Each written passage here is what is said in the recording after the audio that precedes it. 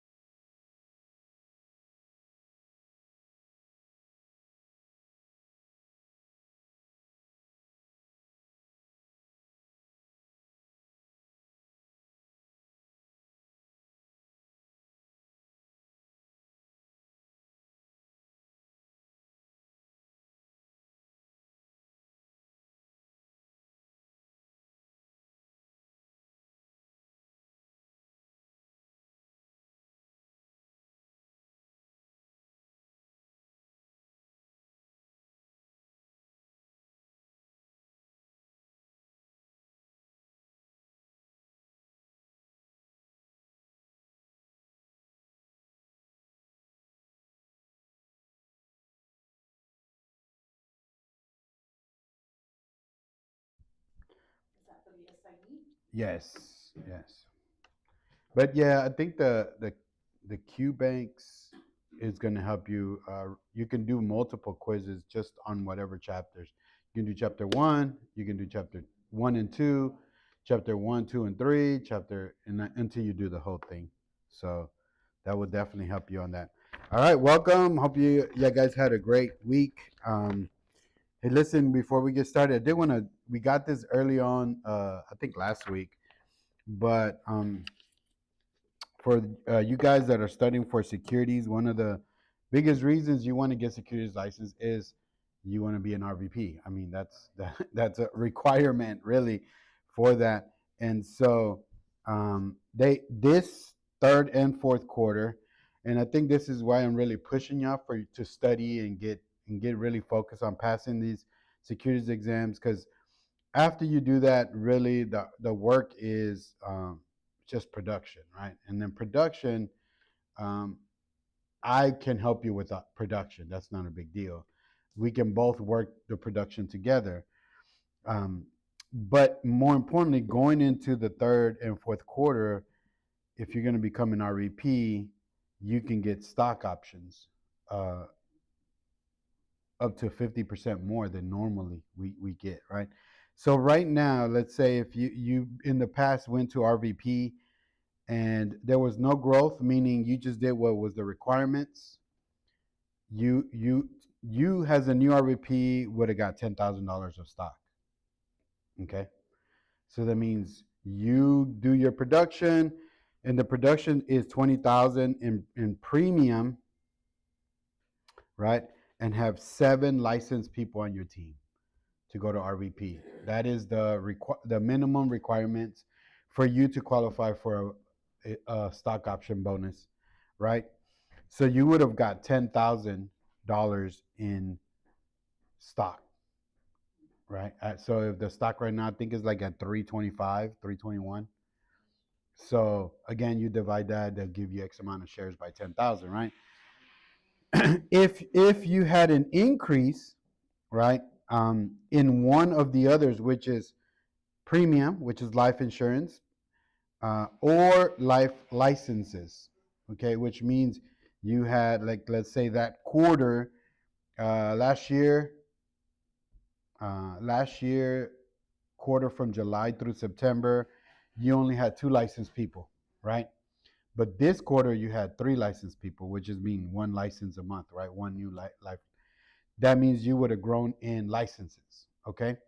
So if you would have did that and still did the minimum requirements, you would get $20,000 in stock options, right? In stock, basically, not stock options, in stock, right? If you grow in both areas, last year, this quarter, let's say, for example, you had zeros, then you grow 1 license for the quarter and you did 3 policies for the quarter. That means 1 policy a month. You would have grown, right? Basically, for that quarter um, over last year, your stock would be $30,000 of stock. Okay.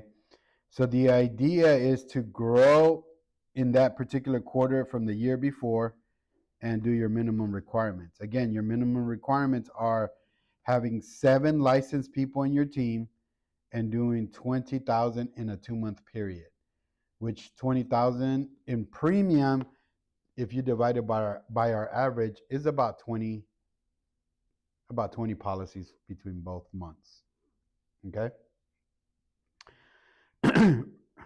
Not too difficult if you're going for that. If you're focused on it, I mean, we can have a couple of people going in your team going for districts or going for production. That's why team. We always talk about team is about. It's easier to do with team because we can all work the production together, right? But it's really interesting that they brought this up for the third and fourth quarter of this year. So our goal was for people, if they want to shoot to be RVP this year, is to have the securities done before the end of the third quarter of this year, Which is when? which is August. No, which is September, right? Or October 1st. Oh, get the SIE done by October. All 3. You have to have all 3. Okay. Now, again, if that is all you're doing, then yes, it's very doable. But you really got to stay focused on it on a daily study, right? For that. But that means that will give us the fourth quarter to shoot for productions, right? Right. So we do the securities test before the third quarter and then shoot the fourth quarter, try to go for the RVP production, right? Again, and I will help you with a lot of that stuff. But understand, I kind of wanted to talk over this morning about this because so you can understand what they're giving us and the timing that they're giving us versus just waiting. You know what I mean? Because we don't know if next year they're going to, in the beginning of the year or middle of the year, they're going to give us these things. They might just go back because the regular was always 10,000 no growth, 15,000 with one thing of growth, and 20,000 with both growth, right?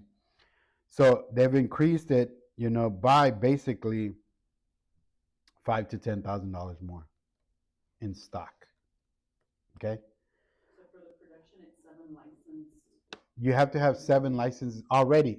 So if you already have 7 licensed teammates, which I can help you with that, then you don't have to worry about getting any more. But for the growth, yeah, you have to get more license, right? If you want to grow in that area. And for the premium production is 20,000 in premium in 2 months, right? So you can do 10 and 10, or you can do 15 in 1 month and 5 in the other, however. But you have to do 10 minimum the first month, okay? And then after that, the second month you can knock it out, okay? But for you to get the bonus, you have to do it within that 3-month quarter, okay? But anyway, I'll post this on there so you guys can see. That's third and fourth quarter. This is what we have, and also we have, guess what? We have the securities bonus, right? That means if you pass your securities bonus before September as well, you can what? Get Before the, you mean all 3 for the security bonus? Yes, before October 1st, then you can get 1,000 in what? Uh, bonus, $1,000 bonus. Okay. I like to tell everyone it's just studying. It's not the end of the world, right? Whatever time you need to take, just study. And remember, you're only going to do it once. So that's my big thing. You can get going studying, and you only have to do it once. Okay. It's the SIE and it's a 6 and. It's SIE 6 and 63. Right. And let me tell you, all of them kind of go on each other. So they'll go like SIE has a bunch of information. Some of that information will be on 6. 6 has a bunch of information, and some of that information will be on 63. Right. So what I suggest is not to take one and then take another 3 months to take the other one. Right. Like because they all kind of go on each other, and it will help you take them consecutively. Right. For the process, well, I mean, it's really simple. You gotta just study, take tests, study, take tests, study, take tests. Okay. But anyway, I wanted to have a little bit of time for that. But let's jump into our training for today. Today we're going to talk about some life insurance. Now that we had our the 4 things on building a business, let's talk about some of the types of businesses that are in our in Primerica, right? And so we like to do everything, right? So I always say create a financial needs analysis, because from the analysis we can find out what people want or what people need, right? Life insurance is just one part of what we do, is not the only part. Okay. There are some offices or some people that like to only do life insurance. All right. And when people say, well, Primerica, all they do is life insurance, right? Well, they probably just met someone that just was life insurance licensed, and all they talked about was life insurance. And that's another reason why I would want y'all guys to be fully licensed, because typically whatever you're licensed in or certified in, that's what you talk about. And if you're not securities licensed, guess what? You're not going to be talking about securities, right? And so that, again, it helps you grow your business. So let's talk about, again, our life insurance product. We're going to talk a little bit about some of the benefits. We're going to talk about some of the questions people may ask you, how you can respond. And then also we're going to finish out by doing a builder's a quote, right? Builder's illustration quote. And I think I've gone over this last year sometime, but I like doing that because we were just talking about this the other day for a client, and I sent them the builder's illustration, and it kind of flipped a switch in their mind to understand the difference between buy term invest difference and just whole life or all these things that people have, right? So let's talk about our the company. Obviously, you guys know a couple of years ago we were voted #1 as far as life insurance trusted company as far as the consumer. Okay, I think we do a lot of studies and a lot of polls that Primerica wants to really know how the consumer feels about the industry or about us as a company. And this one was really nice. Number 3 most trusted financial services company. #1 most trusted life insurance company. So the end result or the principle, I think, is the difference, right? Exactly what we do. Obviously, we believe in buy term and invest the difference. Okay. And so I think, I think my son was asking me the other day. He was like, well, Primerica has all these benefits. How does Primerica make money, right? And so there's some great questions about that. But we're still a life insurance company, right? Because just like any other life insurance, if y'all guys don't know, most life insurance companies don't make a profit with outside of, let's say, three years or 2 years, right, after the policy gets done. So they really don't let me see. They really don't have a profit initially, right? And then also most of them, even because of the premium, right? they take in a small premium for us to be able to insure them. Okay, and so you got to remember all these things. We're still a life insurance what company, right? Now we have other services, but that is really with the life insurance is that's why we're able to do the right thing, which is by term, and whatever the difference is. And we say the difference meaning comparing to other policies. That's what the difference means. So if you had a whole life or UIL or whatever they call it now, sometimes like a paragraph long, right? If you have one of those, typically you're paying 2 to 3, maybe 5 times more in premium, right?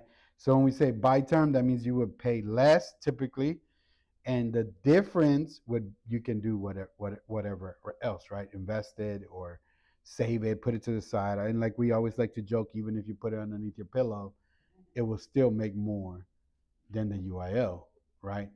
And people are like, really? Yes, because remember in your life insurance test, most of those policies, if like 999% of them, they don't make they have zero savings the first what? 3 years. 3 years. Minimum.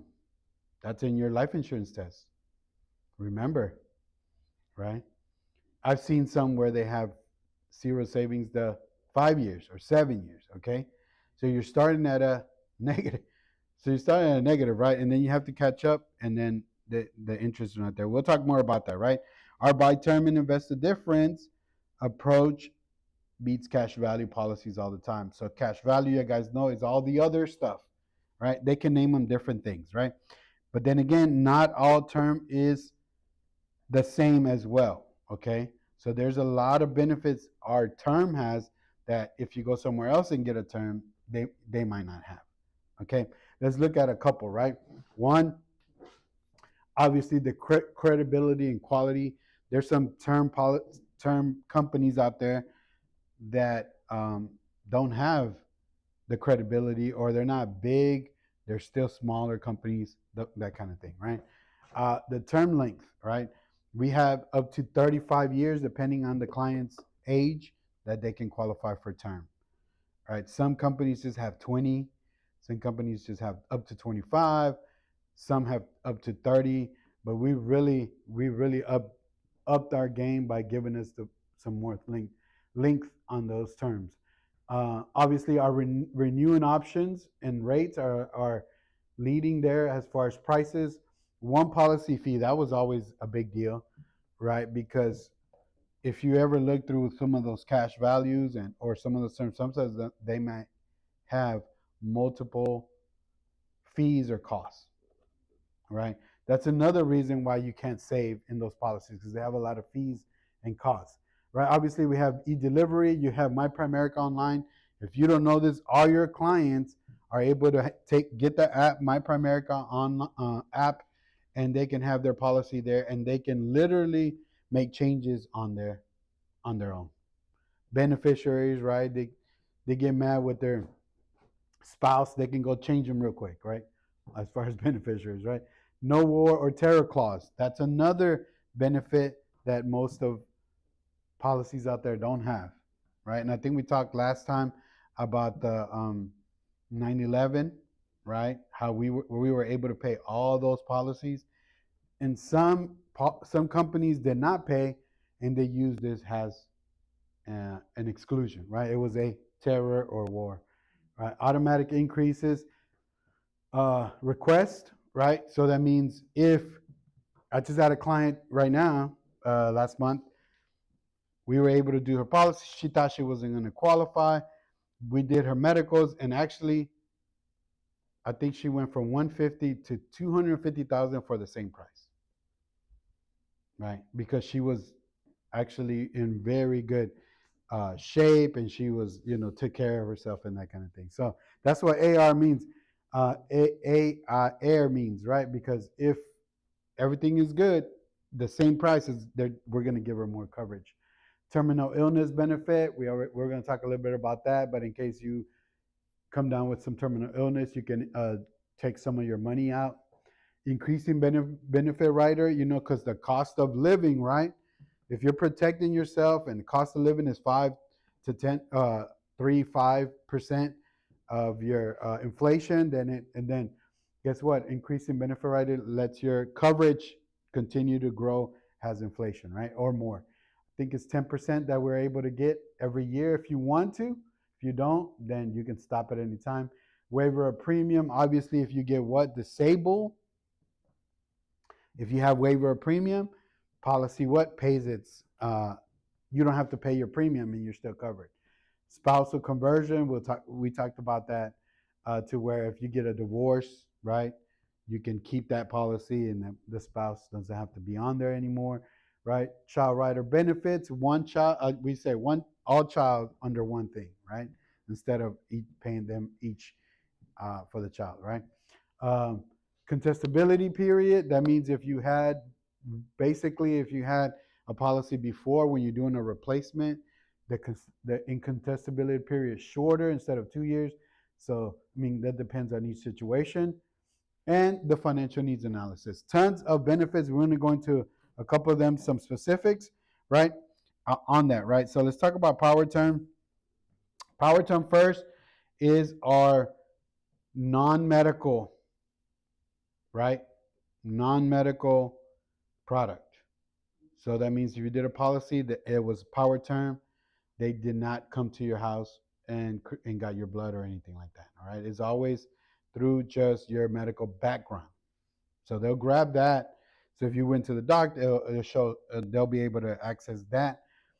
But know what? Medical exams, right? So most of them are going to be under 300,000, depending on your age, right?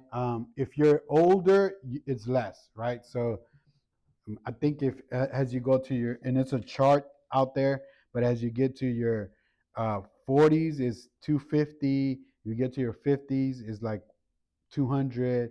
If you get to your late 50s is like 150, and 60s is 150. Like, you can't get power term over that. Okay. If you wanted more than that, then you will do our precision term, which we'll talk about that less, right? It incorporates the latest life insurance underwriting technology, real-time underwriting. This is really important because a lot of the time on power term, and if you've written a couple of policies, you'll see that as soon as they sign for the application and payment, it might say, great news, you are already covered. So on the spot, they are already covered. So that's what we mean by real-time underwriting. Based on your questions, a lot of the times they can be covered right there on the spot, right? Which is really nice. Instead of waiting, having the policy get issued and all that stuff, right? So as you can see, 51% of all cases are written on real-time underwriting application process. The average time is 27 seconds for a decision compared to 24 hours. That's what we meant. Like, right, sometimes as you're writing it, typically if you're younger, right, never had any doctor issues, most of the time they're what? Automatically.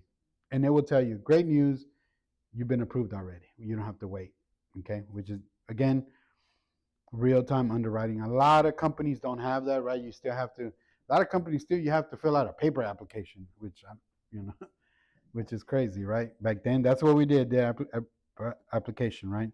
The second product is our precision term, right?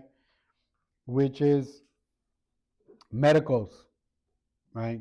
For precision term, you have to do medical exams, right? Sometimes, depending on your on what your coverage you're getting, you can get just blood. Sometimes it's blood urine. Sometimes it's blood urine EKG. So it depends on the coverage, right? But typically, we're gonna have a nurse or practitioner come to your house or wherever you want them to come to, place of business or work or wherever, and they'll do all the exams there on the spot. Okay, they'll review your application. So this is something important when you're talking to the client. Say, we're going to have them there at your house or wherever you want us to, and understand they're going to review the application again. Basically all the questions we have on the application, they're going to re-ask those. They're going to measure them. They're going to weigh them. They're going to be like, okay, here's a cup. Go in the bathroom. Like all that stuff. Like if you're going to a doctor getting a physical, I always like to compare it to getting a physical, right?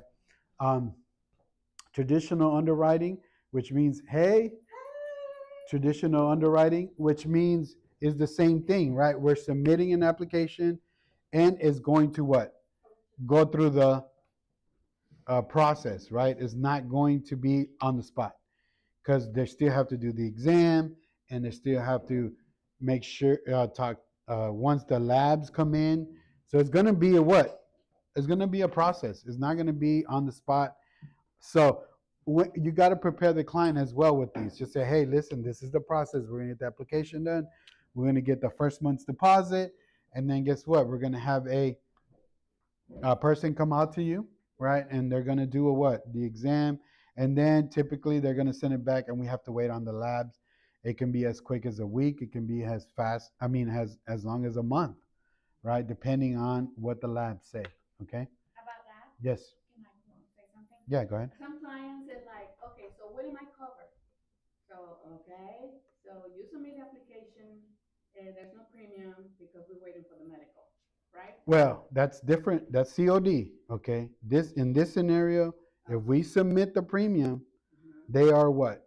Conditionally covered, which means based on the results of your application and your exams, if you didn't lie on none of that and something happens to you tomorrow, you're conditionally covered, right? That means you are covered, but based on conditions, okay? Now, if we do it like what Olympia said, which is submitting the application, no money, and we're still waiting for the exams, they are not covered, okay? Is that cash on delivery? Cash on delivery, that's COD. So that means they're going to be covered on cash, right? Like as soon as they do everything and then they pay the first premium, that's when they would be what? Covered, okay? So like Olympia said, yes, we have to tell them, right? If we're doing a COD, you're not covered, okay? There's no coverage there. But if they are putting in the money and they're doing everything right and they did not what? Lie on this application or any of these things, then they are conditionally covered, right? Not fully covered. They're conditionally covered because it's based on conditions, okay? Because again, we want to make sure that if something happens to them 2 days from there and the labs are still got their information, right? They can still, if everything turned out right, they can still pay them. They can still, the benefits can still go to the beneficiary. Okay. Now, if for some reason they lied or whatever, right? They told you, no, my blood pressure, I don't have anything, but they're taking 3 pills for high blood pressure, right? If something happens to them, they conditionally lied, right? They lied on this. So any company, not just ours, has the right to deny that claim because what? They lied on this whole situation. So typically we get a lot of questions like that on the smoking, right? Because they're like, what considers smoking, right? And then I just read the thing. It says, like any smoke coming out of your mouth, right? Because it'd be vape, it can be anything, right? We don't have the tools to tell you yes or no, right? But common sense will tell you if smoke's coming out of your mouth, then you're probably what? Smoking. But okay? I don't do it every day, Olympia. Perfect, but you still do it. Once a month. But look at your answer. Once a year a month. Okay, look, I want you to listen to his answer. What about if I only smoke once a month? Smoke. Then you are what? Smoking. You're smoking, Yes. right? And it says on there, when's the last time you smoked? It'll ask you, like if you put smoke, it will tell you when was the last time or how often. It will tell you that stuff, okay? Now, correct me if I'm wrong. If they stop smoking and they do the medical again, is chances they can be Lower the, yes, absolutely, absolutely. evaluated or reevaluated? Yeah. ¿Cómo se dice? Mhm. Sí. Yeah. But they need to do it. I Yeah. love it. I love it. No, but again, there's certain rules for that too, right? You can't just go non-smoking for a month and be like, I'm not a non-smoker. No, I think the term is like a year or something like that, right? But again, they do have those options, right? But again, precision terms is all based on what? Traditional underwriting, which means we're going to send all this information medical and all that. And then underwriting is going to make a what? Decision, right? And then they're going to say, this is your premium, this is not your premium, and so forth, right? We didn't accept you, or you're not qualified, right? So typically a while ago we had a different product, but now this is what we call our next gen. Some of you guys that are new don't know this, but we did have another product, and the next gen product is so much easier, so much better than what we had before. And it just means the costs were better now, right? Policy fees is 65. I think policy fees in the old one used to be like 95 or 85, something like that. So with this, all these great things, like 10 underwriting classes, acceleration on approval. Like before, we didn't have this, guys. Like you need to take advantage of. We didn't have real-time underwriting, right? When we did the policies before, it was like might take a day or two. Now it's like if it says congratulations, you're accepted today or right now. Yeah. You know, and we didn't have individual policies back then. It was something like a family policy. We still get the same benefits, but now each person gets to run their own individual policy. Okay, which is better, less confusing, right?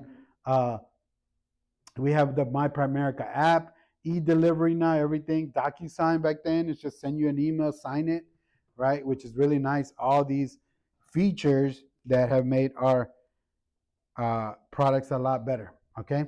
So again, there's typically underwriting classes. I want to show you all of them because you might not know where you fit, right, until you do your medical exams, okay?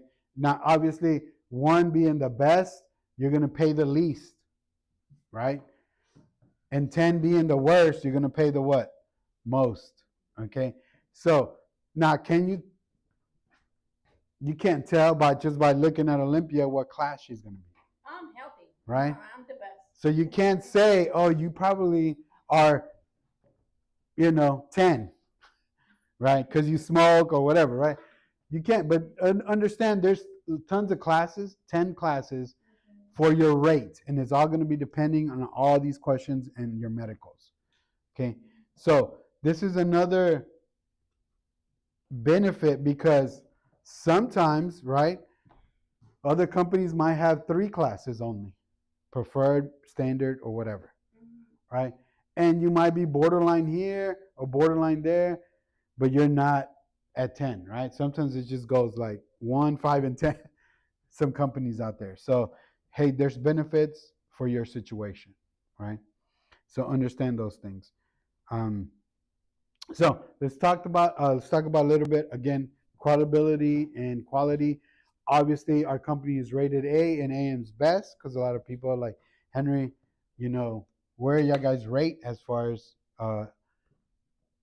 class A plus, right? Which is, I think the most is A plus plus. So we're like, and that's a company that has to be perfect, which I think there's seldom or none that's perfect on everything, right?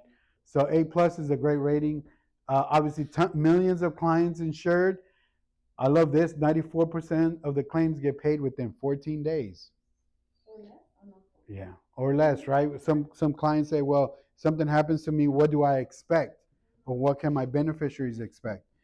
Hey, they can expect 94% of the time that their money is going to be paid to them, right? Over $2 billion in claims in 2022. We've always had several billions in claims for the last 5 years or so, okay? So, which is really nice. That means we pay the claims to our clients. An average of 6.1 million paid in claims every day. And obviously our buy term invested difference trusted life insurance company, right? So again, some people ask, do they really pay? Yes, right? Have you paid a death claim? You paid a death claim? No. Not yet? Okay. When you pay a death claim, I think is not real. It's important. You invited me to go with you. Yeah. One day. Yeah, right? See, we met this lady Oh yeah. two claims. Yeah, that's the one that her husband and son, right? Mm-hmm. But I think until you deliver a death claim, you don't understand how important it is, right? It's not just a sale. it doesn't become just a sale, right? So again, the more policies you do, probably the more claims you're gonna have to deliver. Even though it's a sad situation, it's one of the best is one of the best situations, so they understand that they have some financial stability when this stuff happens. Okay? I remember the story of that lady. She said, I don't want to be asking for money in the streets Yeah. and to people. No. I have a video testimony. One of these days, I'm gonna play it for you guys. Obviously, what makes Primerica the best term in the industry? What do you need to know about delivery, maximum amounts? We talked a little bit about that. How can you grow? So let's talk about some more of these benefits, right? And I'm hitting on all these benefits because when you offer our life insurance, it's not just, oh, you have a term and that's it, right? There's tons of things that if you're familiar with them can really get people to understand how good we have, right? So again, real-time underwriting, we talked about that. Like right away, we can get them covered, right? Some people are looking for coverage right away. This can be one of the things that help you have them become a client, right? They're like, Henry, I don't have time. I just need to do, like, I have lunch. I just have an hour, or I just have like this, right? Let's go. And we can do that, right? And it sometimes, again, lots of what? Underwriting. Increasing benefit rider. I want to talk about this because it's automatic on most of our policies. So you get 10% increase the first 20 years, right? I'm sorry, 10% increase, but is a 20-year term, right? So you get it the first 10 years and then it stops. And then after that, that coverage continues for 20 years. So you might be getting some policies now that might say coming up for renewal is not the policy, it's just the IBR. Okay? So if your IBR was 50,000 throughout the years, which increased, right, every year by 10%, you paid a couple of dollars, and your main coverage is 200,000, but your IBR is 50, then your IBR might come up for renewal in 20 years. Not the whole policy, right? Because you might have done a 30-year policy, your IBR is good for 20 years. Okay? Not for the length of the policy. Okay. That makes sense? Questions? Yeah, go ahead. Go ahead and explain it. Because I get all these comments, believe me. The more you talk to people, the more comments and questions you get. So I got this lady, she's a client of mine, and she said, my financial advisor, which is not me, told me that I need to cut my budget. Okay. And she wanted me to cut my term because it's gonna increase. I said, what is she talking about? I said, you froze it. So Yeah. you're not gonna pay more than what you asked. Right. So that's optional, right? Yeah, yes, it is. It's automatic in your policy, Mm-hmm. but it's optional for you to take it. So when you do the policy, your IBR is included on there. So next year, let's say you got your policy for 200,000 this year. Next year on your anniversary year, they're gonna send you a letter and they're gonna say, hey, since you have your IBR, you can increase 10%, which is $20,000 of coverage for an extra $3. And you're either gonna say yay or nay. If you don't say nothing, Primerica is gonna take that as what? You still want it. So they're gonna automatically add $20,000 to your coverage for an extra $3, right? If you go a couple of months and you say, oh, Henry, I didn't want that coverage, great, let's go and take it off, and you go back to whatever They need to sign the letter, isn't it? Yeah. The letter saying, no, I don't want it. Exactly. Right? But again, even if you decide 5 months down the road that you don't want it moving forward, then we can make those changes for you. That's what we're here for. But it will automatically do it the following year, and now it's going to give you an increase of 10% of 220,000, right? Which is $22,000 of coverage for another $4 or whatever the case is, right? And they're going to do that, right? They're going to continue until you say, no, I'm good with the coverage, and then you can freeze it, or at any point you can take that coverage away and just go back to your original. Okay? But this coverage lasts only 20 years. That's what I'm trying to say. That even though it's been increasing, It's two separate things. The IBR, you're gonna have 200,000 of your main policy and 50,000 of your IBR. So there's two different things going. This IBR is gonna stop after 20 years, and you can renew for another 10 years or take it off or whatever you want to do. Okay? Make sense? Increasing benefit rider.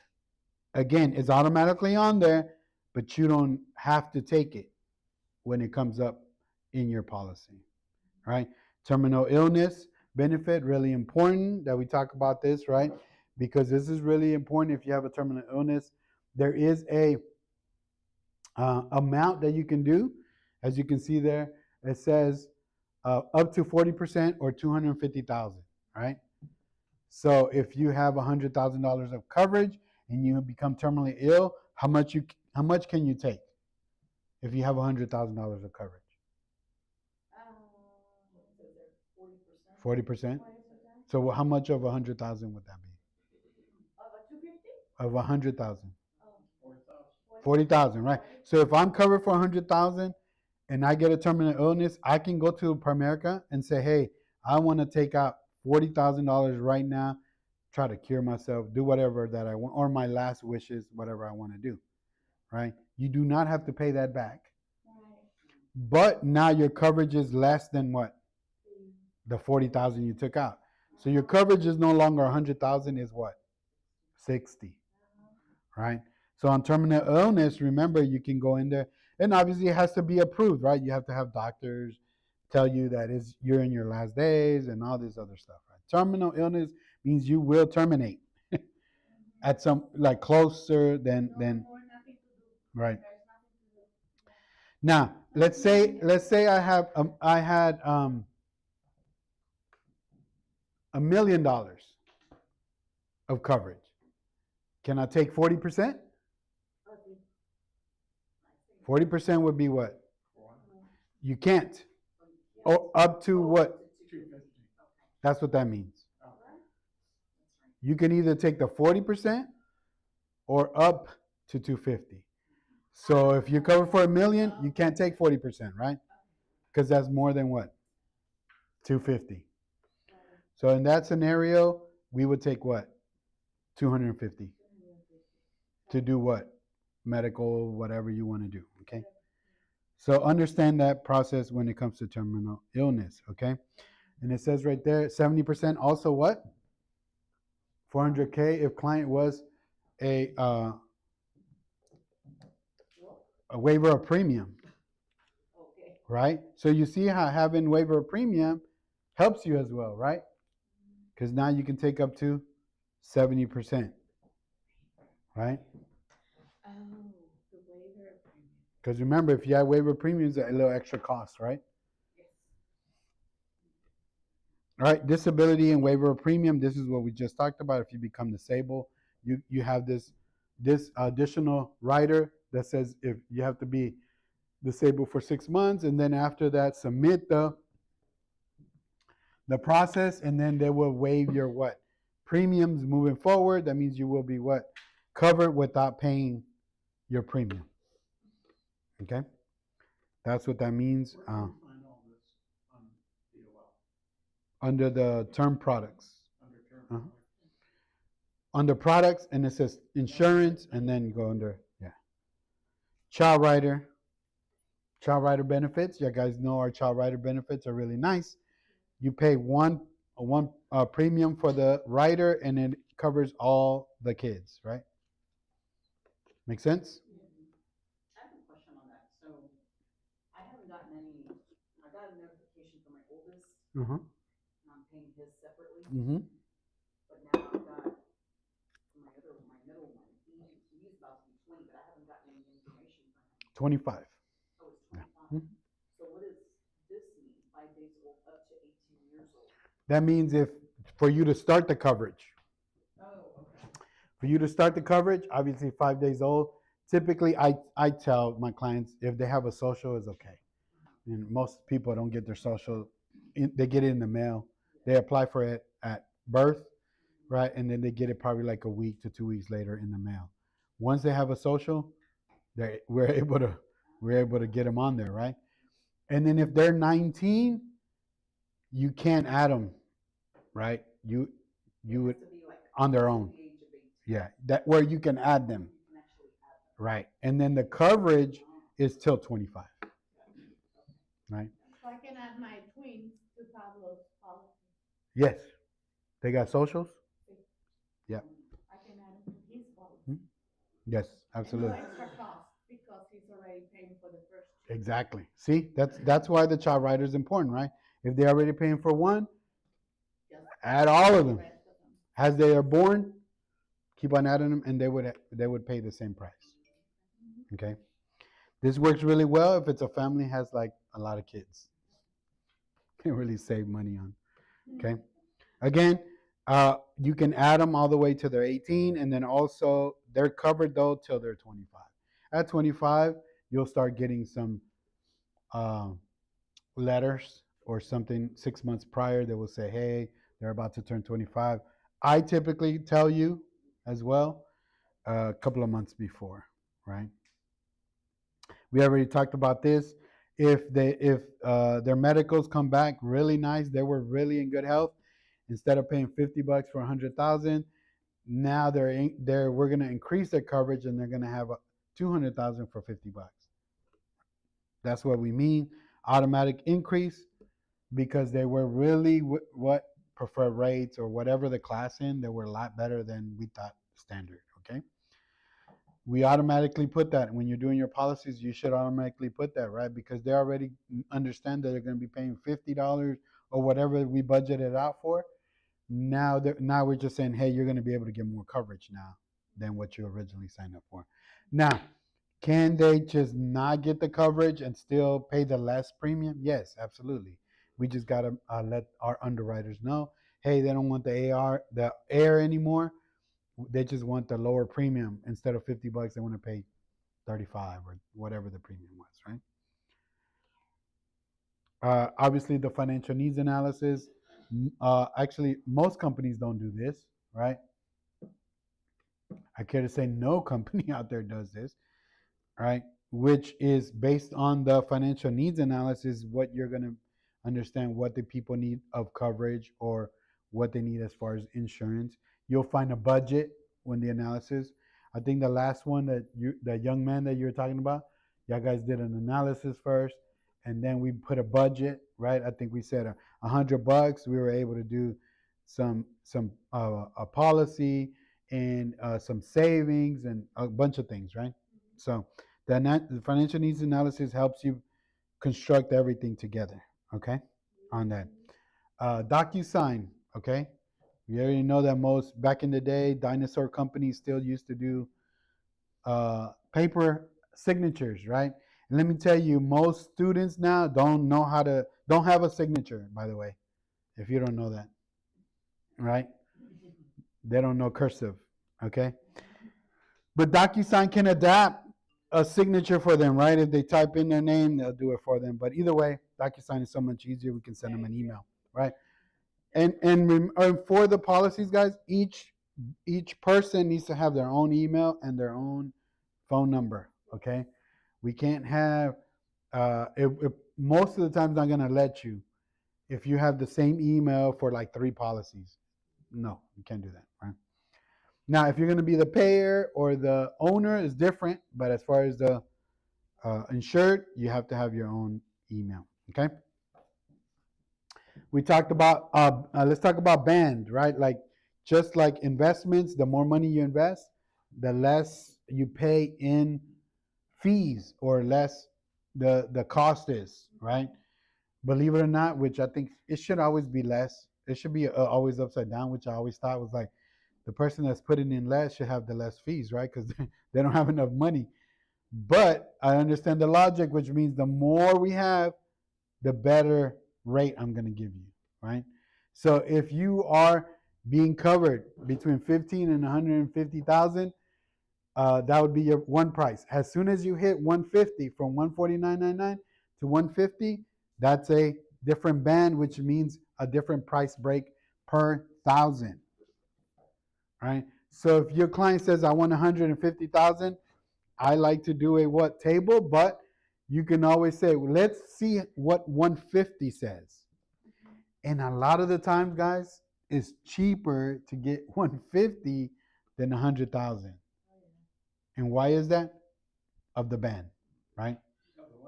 The band, which is your discount per thousand. Then the second one is from 150 to 249. Has you hit 150? If you look at the price, I would go in there, quote yourself or quote someone, do 249 and then do 250. You can see the difference in price break, right? It tells you on there, yeah. Right? Then band 500 to 749, and then anything above 750 of coverage is typically the same band. If you get 1 million, 2 million, okay? So understand that as well, okay? You get discounts on price. So let's look at some examples on that. As you can see here, we'll have 40-year-old male tobacco user, right? Class 10, worst out of the worst. Class 10, right? 20-year term, $200,000 of coverage is what? 148, right? 40-year-old male tobacco class power term, right? Is 140. Well, let's go back. I want to show you the banding stuff.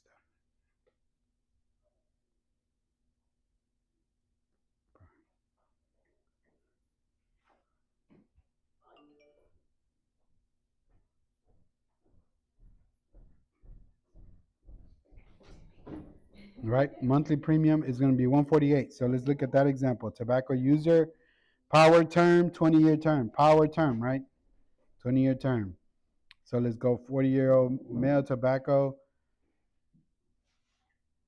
The banding now is 147, right? Before was no banding. Now it's 147. So now look what we did. We added what? $50,000 of coverage. All right. I want to show you that because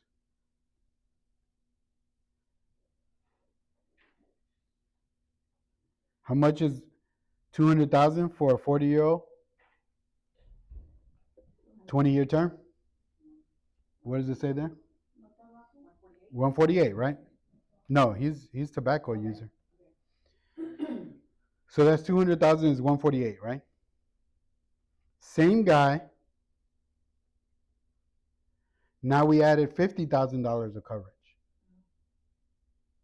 Is how much? Cheaper, right? Because of the band, right? Because we went from 200 to what? To 250, and the 250 starts the what? Discounted price break. So what you saying, he already have a 20-year term, 200, and then they just had a 10-year, 50. He went down. Because now it went from 200 to what? 250. To 250. So it don't matter the term that you put the 50 in. It doesn't have to be the same 200,000. Okay. I mean the same 20-year term. It can be another 10-year term for 50,000. As long as he goes over what? 250. Because now at 250 he gets exactly. He gets the price break. Okay. So you can always do those kind of things as well to get them what? More coverage for $1 less. Right? Good for him. Yeah. Right?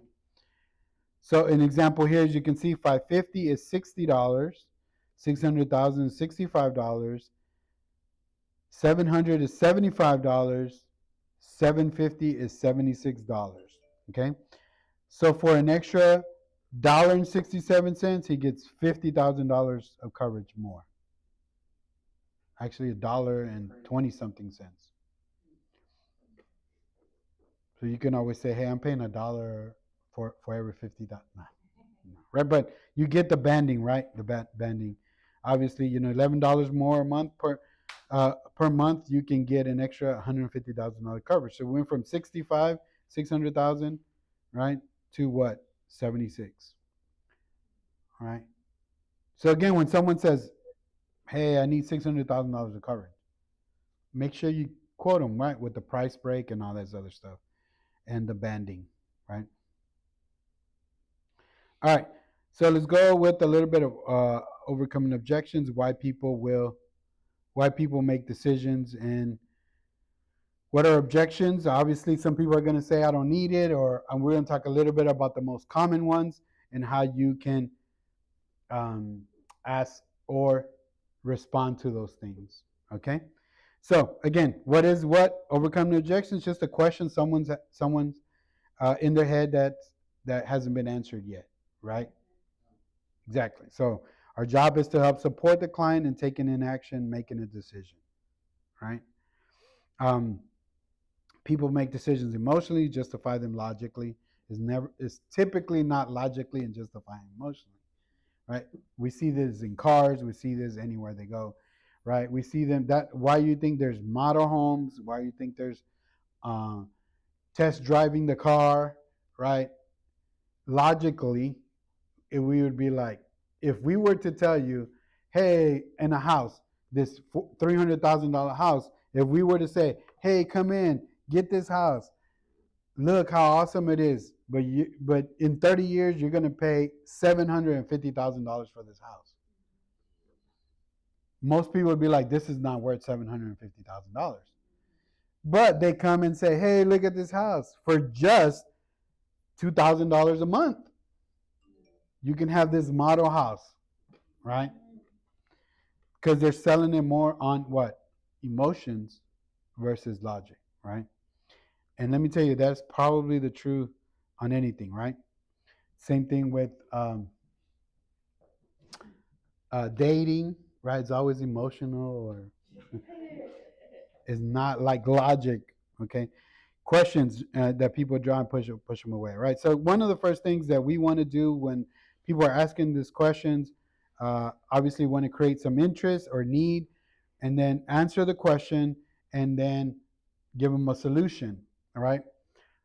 Because again, we want to make sure they understand what they are getting and the value. We're creating value, right? So typically, this is when it comes to life insurance, this is where most people are at when it comes to life insurance. One is they don't have nothing outside of work, and they only have something through work, or they don't have anything, right? So the first one is they don't have anything. They work somewhere, they don't have benefits, and they're out here in the world without any insurance, life insurance, okay? There's what? These are some of the things that you can use. If you don't have anything, there's what? Uncertainty, fear, and what? Worry, right?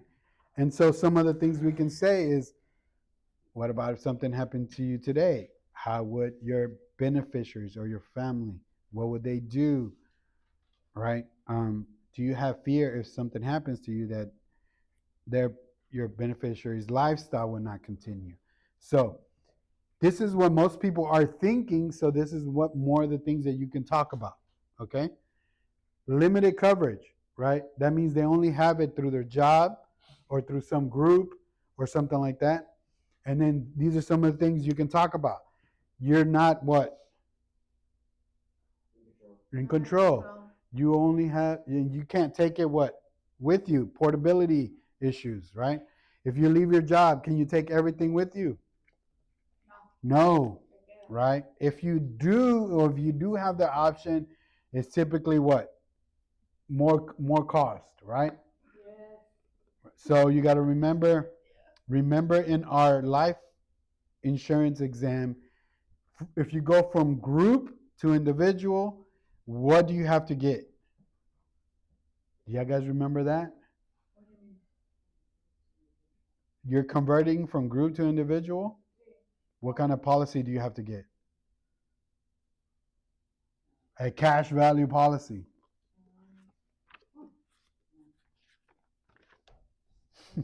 It's kind of the laws, right? If you went from your insurance at work and you try to take it and you're converting to an individual, it has to be in the form of a what? Cash value. Now you're, again, that's what we mean by portability issues, right? No control, meaning if the company decides to, I don't want coverage for my employees anymore, can you control that? No. Then you won't have coverage anymore, right? So limited coverage means that they only might have it through the job or places where they can't control on that stuff. Then we have our cash value, right? Cash value or insurance is always these kind of three things are involved in there: protection, building some savings, and higher cost. Okay? So if you have that cash value, these are the three things we're going to talk about. Right? We're going to say, okay, Olympia, we have let's look at your policy. How much coverage do you have? And it's typically the base coverage is really low. You might have some accidental riders and a bunch of other stuff, right? Which we talk about all the time. But we look at the protection. Then we're going to look at, hey, you tell me you have savings. When we're going to say, let's look at the savings. And now we're going to see what the savings have been doing. Oh, no savings the first 3 years. No savings in the 5 years. And then we're going to look at the cost, right? You're paying X amount of dollars, how that's divided. Okay? And when they have cash value, these are some of the things that you're going to be talking about.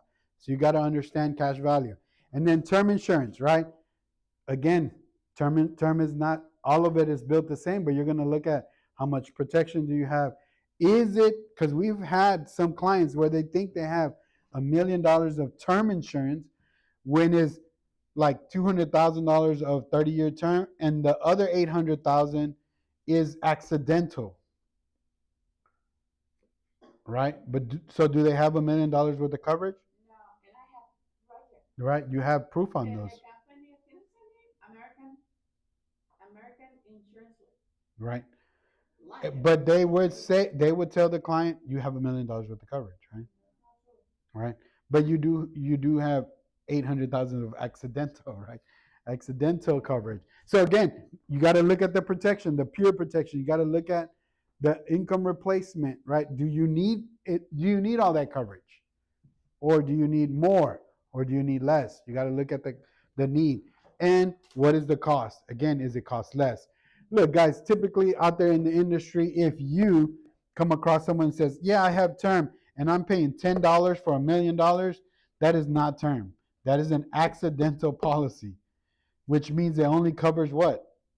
Accidents. Right? And when you go on there, the exclusions is like a book of exclusions.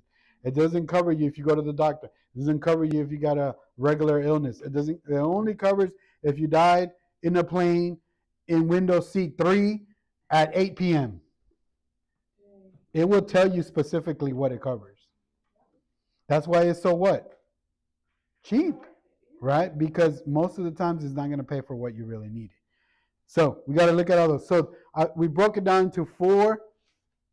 These are some of the things you're going to be talking about when we're talking about life insurance, and these are some of the areas that you can address, okay? Let's talk about just group only. Some of the verbiage, some of the things you can say, right? What happens to your employer, paid coverage, and or when you leave employers. Let me tell you, most people have, in their working period, have 3 to 5 jobs. So I like it where it says not if, but when you leave, right? Because we know they're going to have multiple jobs, right? Experts, right? And this is true. They can look it up. They can do whatever. They say you should have 5 times your income. So if you made $50,000, you should have what? 250 up to between 250 and $500,000 of coverage, right? We really take a needs-based approach. You guys know that, based on what you need. We want to make sure that you properly protect it versus just selling you a policy. We have a simple formula to determine that, right? What do you need is a simple formula. It's called DIME.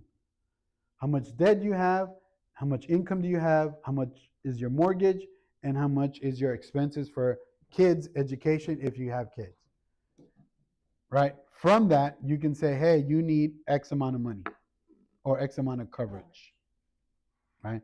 Now, as the kids get older, then you might not need education expenses. Have you pay off your mortgage? You might not need to cover the mortgage no more, right? But now, or you pay off our cars and whatever, now we just have our income replacement. So again, it's a needs-based approach, right? So this is if they just have group, right? We're going to talk about that. If they own term, right? These are some of the things you're going to be able to ask. Do you know that not all term what are created equal? Why don't you get your policy? And I will show you something interesting. Do you know that what happens to your current term when it ends, and what your options are if you need it longer? Right? These are questions that you can use when when they say I already have term. Because some of us say, oh, they had term already. I ask you, like, so what happened? You're like, oh, they had term already. Okay. What kind of term? I don't know. They just told me they had term, right? Do you feel like you might want or need some life insurance when when the policy's term is over in your 50s or 60s or whatever the case is, okay? Some questions you can use for what?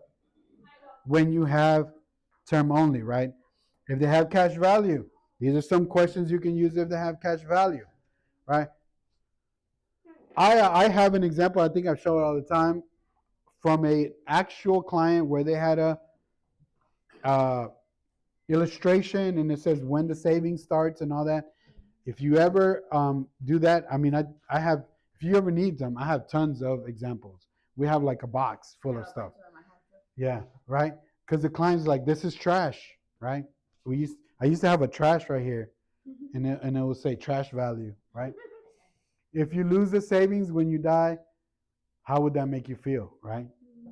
Because a lot of these policies, if they pass away, they get the bigger of, which is the coverage or the savings, right? So obviously the coverage most of the time is going to be the bigger of, and they're going to get what? They're going to get the coverage, and the savings is who's going to keep? The company, obviously, right? 4 evils of cash value.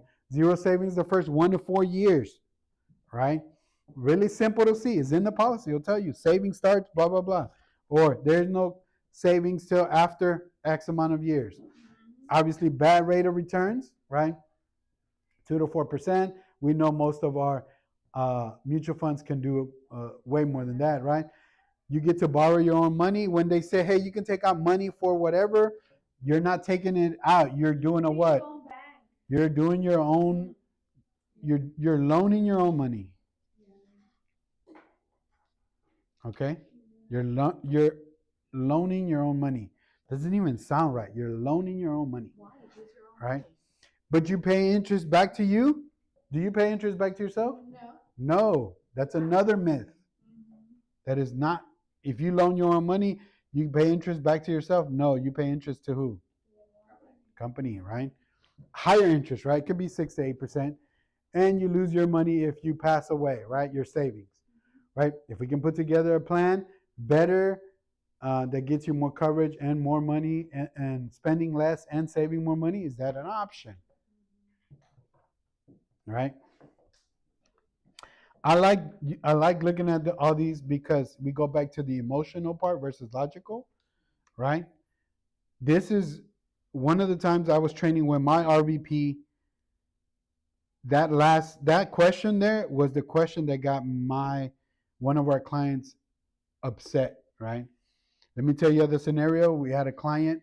They had 7 policies. They had about 4 kids, and they had 2 policies on each one of them, right? Spending between all of that, I think they were covered for $500,000 each. The kids were covered for $200,000. I think they were spending about $700 to $800 a month between all these 8 policies with another company, right? And so we sat there, right? We said, hey, we can put $50,000 on each of the kids. We did $1 million on each, or something really high, and I think we were able to do it for like $200 a month, right? Because each one of them had we had the banding and all that stuff, right?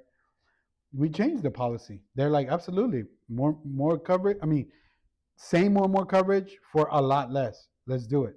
Did the change. 2 months later, they call us and they say, hey, I think we want to cancel this policy. And we're like, why? And then they started saying some of the things that the other agent was telling them, right? Well, what happens when the term is up? What happens when you need money for savings or retirement, and you can't withdraw from none of this, right? So our question was like, well, our answer was, well, there's a lot of options we can do for that. This is we can renew, we can start it Roth. I mean, we can do also. We had talked about all this. We were going to issue these policies, and we're going to come back and do everything, right? And then I said all these things they're saying, they're intimidating you, right? I was like, let's have a meeting with the reps there, with the other company reps. My RVP said, yeah, try to have the reps go there. And we're like, okay. We told them, like, hey, let's all of us sit together and let's review what we have versus what we're saying, right? Or what they're saying, what they're wanting you to do versus what we're saying. And they're like, great. But they kept calling them, and they didn't want to come. The other people, other company didn't want to come. Big company, right? Farmers, let me just say it, right? Big company. They have district managers and all that stuff. And then I was like, well, let's just do this. We're going to be there and just tell them that you want to see them. But we're going to be there, right? They said, great. They took that. They're like, oh, yeah, it's Mr. and Mrs., whatever their name was. We'll meet you out for dinner or whatever. I'll bring my district manager, explain to you more than that, right? So I brought my regional vice president. They brought their district manager, and we were there as agents, right? We were already there, right? They didn't know we were going to be there because our client tried to set up that meeting, and they were absolutely not. They were scared, obviously, but no, our clients introduced us, right? We were at the table already. We were reviewing their policies that they wanted to give, or they had done it already because they wanted to cancel ours. Because our clients were like, well, yeah, they're telling me all this. I'm confused. Yeah, I was like, definitely we can all sit together. So we're sitting at the table. We're having, fun with the clients. Whenever we go to the clients, we have fun. We're talking to them, blah, blah. Our RVP, my clients actually, they spoke Spanish better than English. So we were kind of doing some in translation, right, with my RVP. And great time. We were having coffee. I mean, like, we were just waiting for them, right? They show up, and then our clients are like, they're like, oh, hey, they came in, and they're like, hey, I want to introduce you, Henry and Nancy, and then, their supervisor or whatever, and they're the other company, and then you can see it in their face. They're like, right? I mean, they couldn't run away. They couldn't run away, right? Because they had to double down basically on everything they said. So we start looking at everything, right? Our RVP is saying some things, and then we're translating. The agent, I don't know if the agent was a new agent and the district manager was there. The agent was doing like a lot of the stuff. The district manager was just quiet. Was just like not saying nothing. And the agent was like trying to explain all this stuff. You're like, well, you can have more benefits, blah, blah, blah. All this stuff, right? So this is what here, because emotions, right? Emotions. My clients were still not understanding the concept. Just like most of us don't understand the concept. But this is what my RVP said. If you lose all your savings, because they were like, my RVP was like, let's say they're right, which they're not, right? Let's say they are right, and you have $100,000 in savings, right? If you pass away, Mr. whatever his last name was, and they pay your wife $200,000, but they keep this $100,000, would you be okay with that? And emotions said, he's like, absolutely not. That's my $100,000. He's like, well, that's what they're doing. This is what they're giving you. District manager, by the way, wasn't saying, like, he stayed quiet the whole time. Besides, like, hey, how's it going, guys? The agent was like, but it doesn't matter, Mr. and Mrs. Klein. You're getting $200,000. And then we were like, it does matter because you could get $300,000 instead of the two. And then that's when his emotions were like, oh, no, absolutely not. He was like, y'all cancel all that stuff for me. District manager didn't say nothing. We were still like finishing up, and he was they were trying to say they're sorry to them or whatever. And then we asked the district manager, we were like, do you have term insurance or cash value on you? And he said, I have term insurance. Oh, What the heck? Are you they serious? hypocrite. No, because they understand. They know they're doing a disservice, right? And so we're leaving out of the house. These guys were like, we were all like, all of us were leaving, right? Not just us. And then my district manager, that guy's district manager, he's like, that's why I didn't say nothing. He was like, I understand what you were doing. We knew we were like done for. This is with farmers. Why is he even there still, I wonder? I have a client. No, I tell you why he's there. Henry, I have a client. She has a term life with me. But guess what? She's an agent and she's selling whole life. She's what? She's my client. But she still has whole life separate? No, Oh, she She's said. selling. Oh, she's selling it. And she's still not coming to me. So let me tell you, we all take the test, right? We all take the same test. We understand it. We go over this on the test. So they understand this, right? But anyway, that's one of so many cases, right? Which I think that's what kind of gave me so much confidence, right? Because these other people know what they're doing. And they know they're doing something wrong. And they're doing it for the money, right? Because we all take the test. And whatever it is for the money. I don't care what they say. It is, they make more money. Okay? So, by cash value, right? Yeah, I'd say hot potato is funny here, right? But basically is asking questions, right? Explaining yourself, right? Why? Or there's some over there in that cabinet underneath there. So what? Water? I thought you were looking for water. $10. Okay. And garbage. If you're explaining what you're losing or however you're asking the questions, right? So here's some other things before we finish here, right? Feel felt found, I think are really great. Hey, I know how you feel. I felt that as well, but I found out that that's not true, right?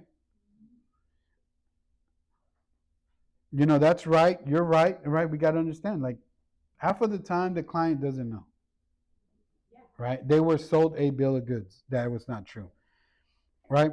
And when people are saying yes, obviously is a form of commitment. Does that make sense? Yes. Do you think do you see why we do this? Yes, right? Or like anytime they have a yes, it's a form of commitment that they're understanding what you're doing, right?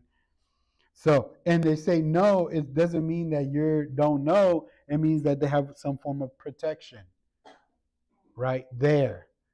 So if you're saying, does that make sense? And they're like, well, no, that means they're just being what? Protected on what they have, and they're not letting us know the truth or whatever, right? And we got to get in there and ask these questions, right?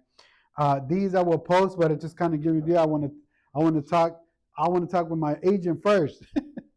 Well, like if your agent did something wrong, like why would you go talk to them if they already gave you something wrong? That's kind of the script here is if you go to a medical doctor and they messed you up, like are you going to go back to that doctor and say, okay, fix me, or are you going to go to another doctor and fix me? So that's kind of the scenario here, is right? Is I want to go back talk to my agent, right? I need to think about it. Obviously, I always say, great, think about it. And I review again the things we discussed.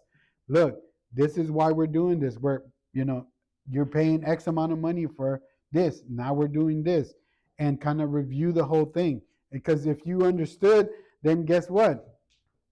You're going to agree. Right? Most of the times thinking about it means I didn't really understand. I need to make a decision when I understand. That's what that means. Right? So, again, understanding what the questions mean when they tell you, right? I just don't see the need for life insurance, right? Again, we go back. What would happen if something happened? Because the idea is to show the need, right? And I always say this, I think life insurance should be more of of a need than auto and home insurance, right? Because the benefits outweigh so much on life insurance versus the auto and home insurance, right? There's your life is a lot worth way more than your home and your car, right? That's just our thought process, right? But understanding that when they say they don't need it, we got to show it what need. Look, right now, Teresa, you and your spouse are the ones making all the money, bringing that money into the household. What happens if something happens to you? That money's not coming back in. So we need to replace that. That's what life insurance is. Okay. Or if we, it says toaster here, you can do refrigerator, you can do whatever you want. Basically, if you have something that's giving you a benefit, don't you want to protect that? Yes, right? Which is in this case is us bringing income to the household, I right? always say this, it's better to have it and not need it than need it and not have it. Yeah, perfect, right? I don't think I can afford it, right? Then we just go with the budget. Well, what do you think is what do you think is an amount that you can afford, right? A lot of times, most people have never looked into this. They might think it's super expensive, or they've gotten a quote for cash value, so they think they got to pay $500 a month, right? So again, we go back to, okay, what's the budget? What's the need? The X amount. We can create something with that budget, right? Down the road, as you get a better job, we can always do what? Increase or do a better budget on that, right? So understanding that this is where we're at, right? When it comes to premium, policies enforced, okay? The company really wants to be number one, okay? And there's only two ways. There's only two ways you can do that. We can have the same horse, beat the same horse and have them do more production, right? Or have more what? Agents. So we can do what? Keep doing the same production, but with more agents. That is going to increase our production. That's why the company what? Wants you to get licensed, right? That's why the company is saying, hey, if you go, I think most of you guys, when you pass your test, you got like a $50 bonus or a $100 bonus because the company really focused on people getting what? License, right? That's why our cost is so cheap. I mean, $124 to get licensed is really cheap versus you go doing it on your own, right? I think it's like $250 or $300 some dollars, right? You got to pay for the class. You got to pay for this. You got to do all this other stuff, right? Because the only way to be number one is to have more licensed reps that can help more families, right? Or if not, we got to step it up and do more what? Policies, right? Which one you think is the easiest? For people to step it up or just have new people do more with us, along with us? New people, right? More people, right? Because if I have 10 and you only have one, I'm probably going to do more. Okay? But that's the goal is to be number one. I'll show you that as well. Let's talk about this and we should be done. Basic illustration, which is buy term and invest the difference, right? If we are going to go up against, this is the scenario where we're going up against a policy that's cash value, and we're now trying to replace that with a term policy. This is that scenario, right? But I like to do this because it gives a client a straightforward look on what the differences are, right? Because if we just do the cost of insurance and we say $500,000 of coverage, you're paying right now, let's say $400 a month on the cash value. With us, it's $150. That's logically the best thing. But now they're saying, but I lose all these other little savings and all this stuff when I come to you, Henry. So yes, it's cheaper, but in their mind, they're losing a bunch of other stuff. So when you do this way, as far as buy term invest the difference, I think this is the best way for you to get the point across that you're not, okay? You can have the same budget and still come out better, okay? So we're going to go ahead and do that. And I'm going to show you how to do it because I need you to go practice. Next week, I want you to bring some of these and let me know, like, how you can do yours, you can do whoever, it doesn't matter, okay? So you're going to go where it says Turbo Apps on your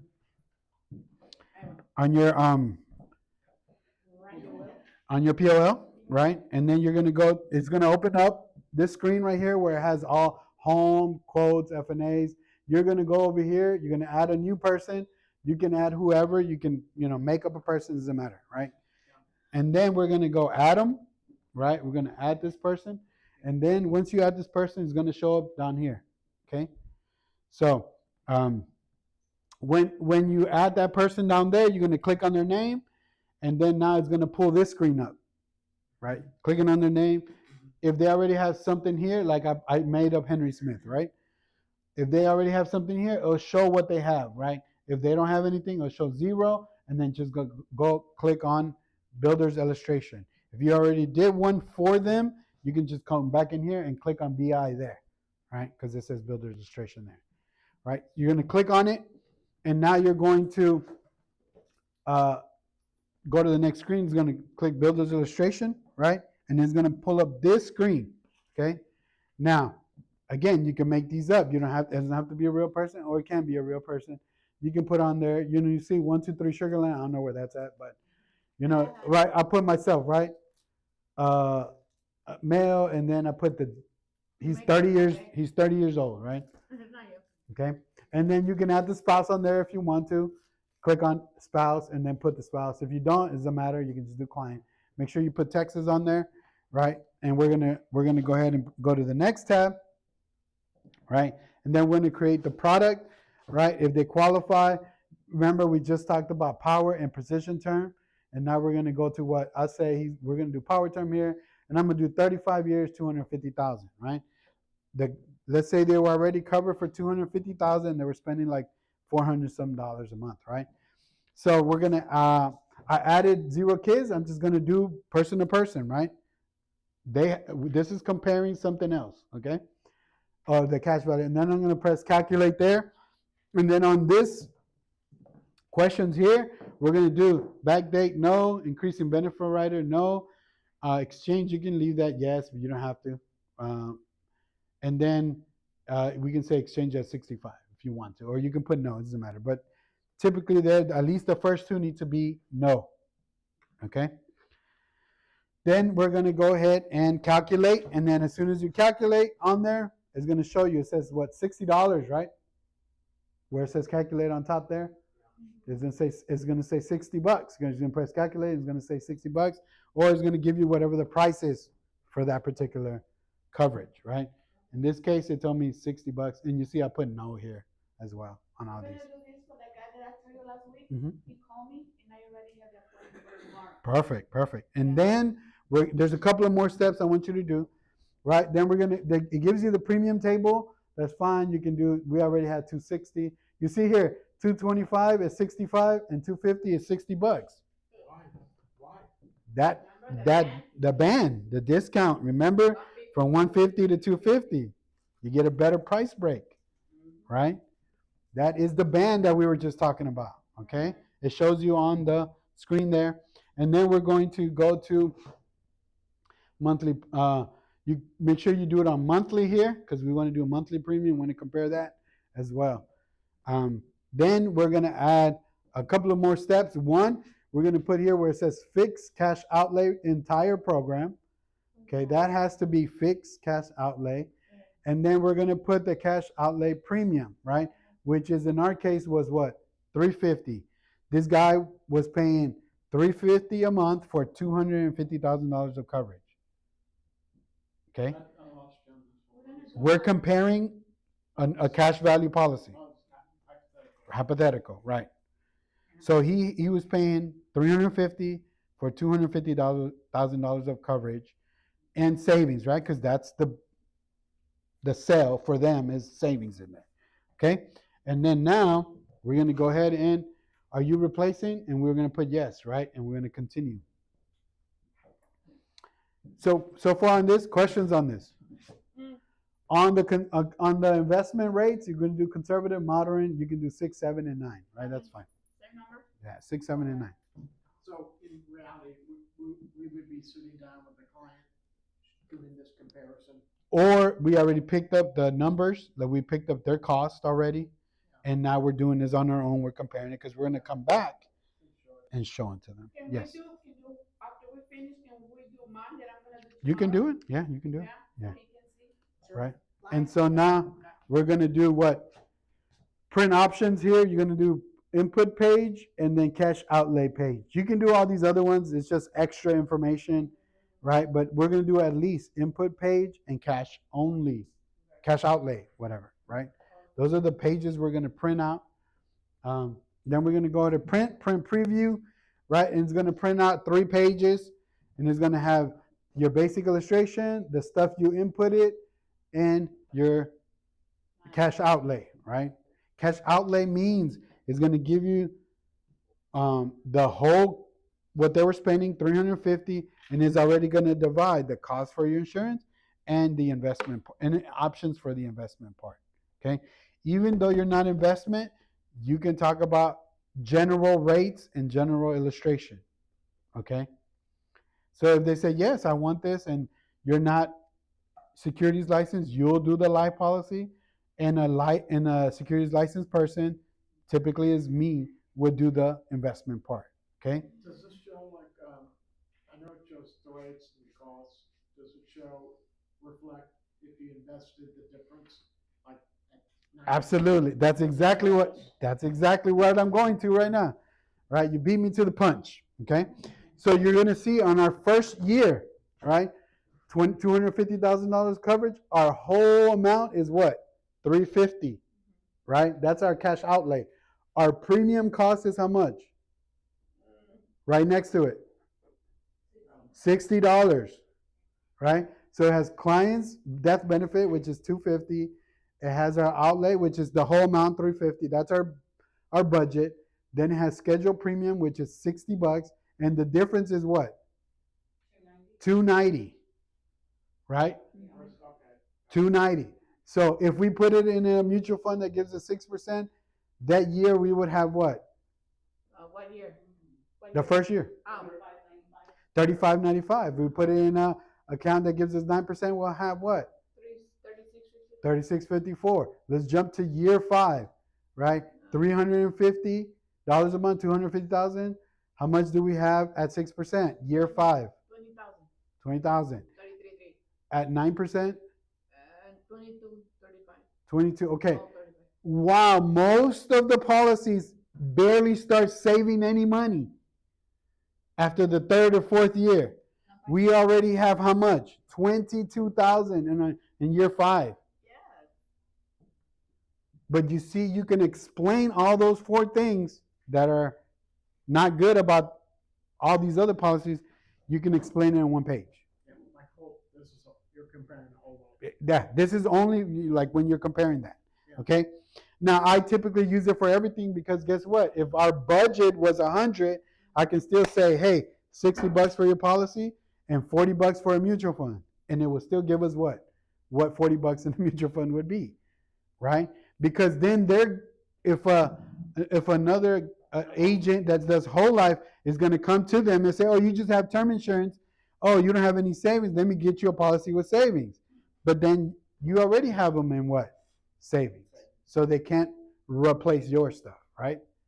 So again, we go back, we see year 5, right? We have 22,000, right? Same cost, right? So most of the questions are, what happens in year 35 or year 30 when your term is up? Because that's what they say. Let's go like to 20 year, it's 195,000. 20 year, right? Okay. 195,000. Right. That's what he will have in savings or in investments.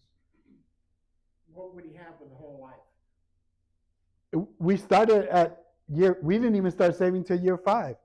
And they don't even do 9% or 6%. They do rate of returns that are really low. So they would have, in their policy, it would show how much they have. And typically it's a lot less than 191,000. It is. A lot. Like a lot. Like a lot. No, like maybe $5,000 or $10,000. Oh, it'd be 5 or 10 difference. No, it would be, they would, 5 or 10,000, and we're at 195. yes. That's how drastic the rate of returns are. Because let me tell you, they're paying for cost of the insurance. They're paying, right? Because inside their policy, they're still paying a term. inside this cash value. They're paying a term, right? But the term goes up every year of cost. So next year it would not be $60, it would be $62. And the next year it'd be $63. And the next year it'd be 64. And then so on and so on. So that means less money is going towards what? Savings. Even though they start in year 5, but they start with less savings every year because that cost of insurance is going up. Also, there's costs. So if it's $350, let's take this scenario, $350 a month, Right. $60 for the insurance, right? Another probably $100 of cost, paper costs, putting my name on this paper cost, paper clip cost, that cost is always included on that. So that means they don't even start with $350 of savings. They start with maybe $60 of savings after the whole cost and after this whole thing.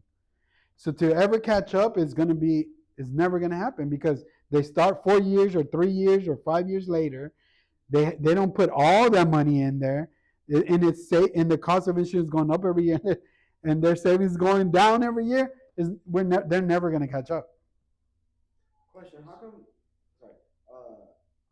after year 65, the cost, like the scheduled monthly premium keeps going up? Well, we did a 35-year term, right? Year 35, they're 64 at this point. Because remember, they were 30 years, right? They were 30 years old. So we did a 35-year term. So right here, you see how this stops. Let's say we stopped everything. If we continue, the premium is going to be really high because of their Age, because it renews, right? You have to renew for another 10 or 20, whatever years. You can renew. But why do we need to renew when we have what? $859,000. Why do you need to pay $400 a month for $200,000 when you already have what? $800,000. Do you need life insurance at that time? Do you really need it when you have $800,000 in? Not really.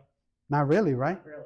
But if you did still need it, you can afford it because you have $850. You can afford $454 a month, even if you wanted to. I would suggest not to because $450 a month doesn't justify your coverage of $250.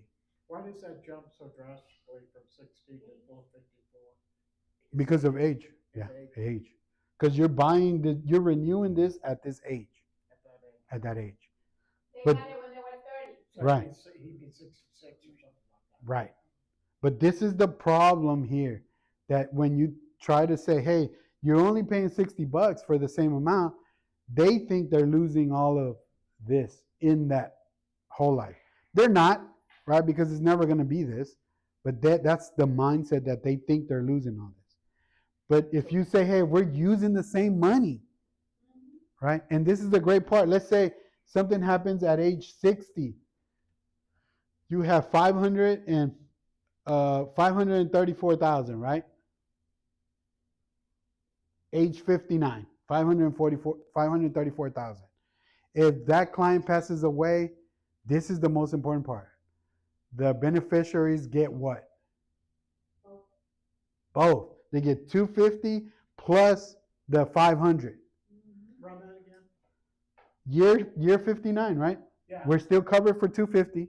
Yeah. That's our coverage. So if we pass away, beneficiaries getting what? 250, right? Because they're covered. But also they have in their Roth IRA or whatever other account we open, they have 534. The beneficiaries also get what? 534. So they get a total possibly 800,000 still. How do you get the 800?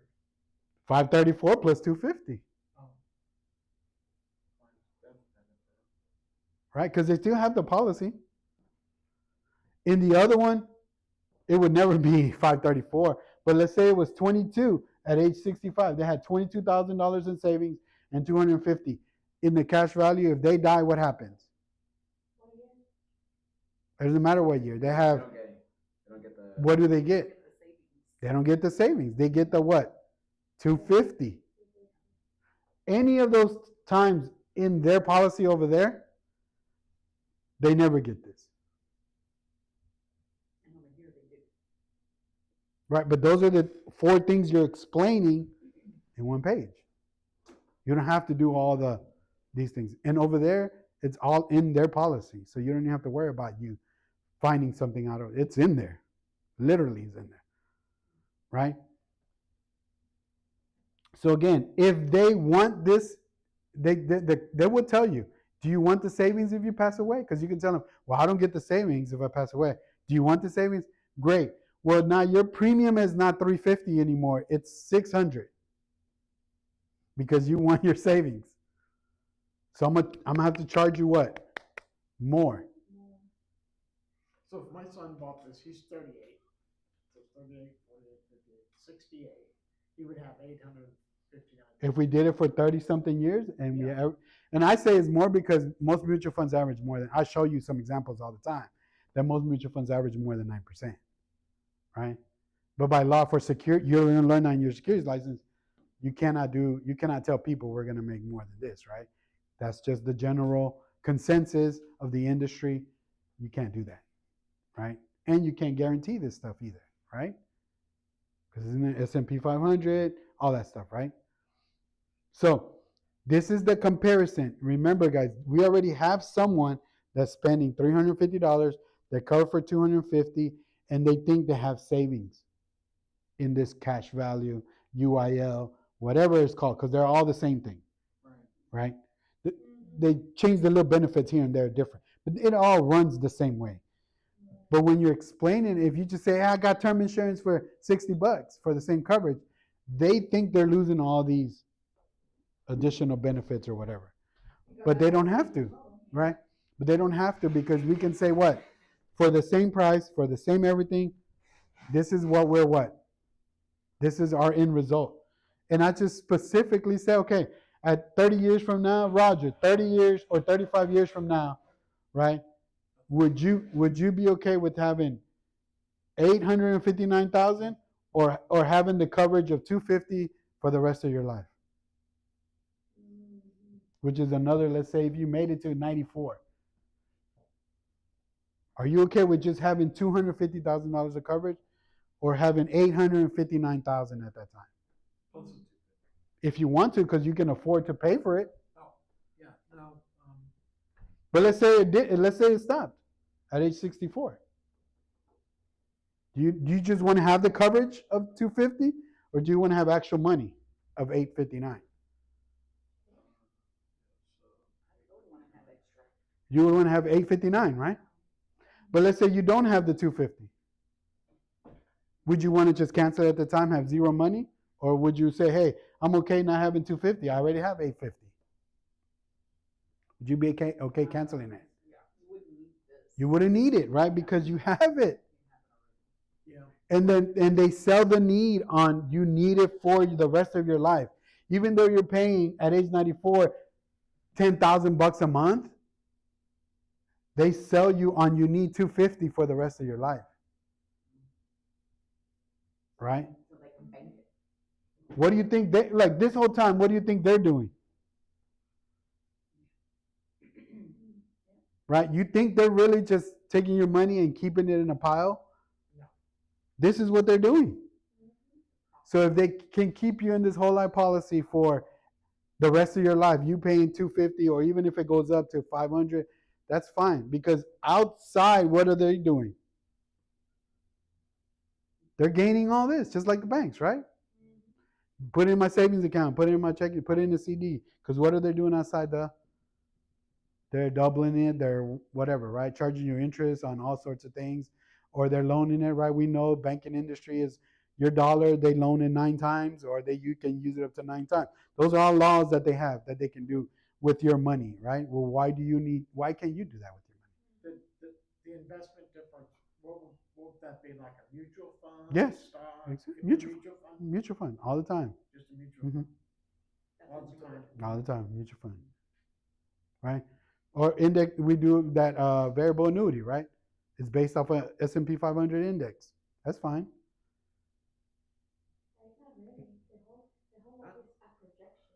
Yeah, whole life is guaranteed 1 to 2 to 4%, like a CD. But remember, because if they can make a profit, I remember this, guys. It's all in your test. If they make a profit the first 7 years, like 7 years right here, we would have 34,000. They cannot make a profit before year 7. Any of these policies cannot make a profit before year 7.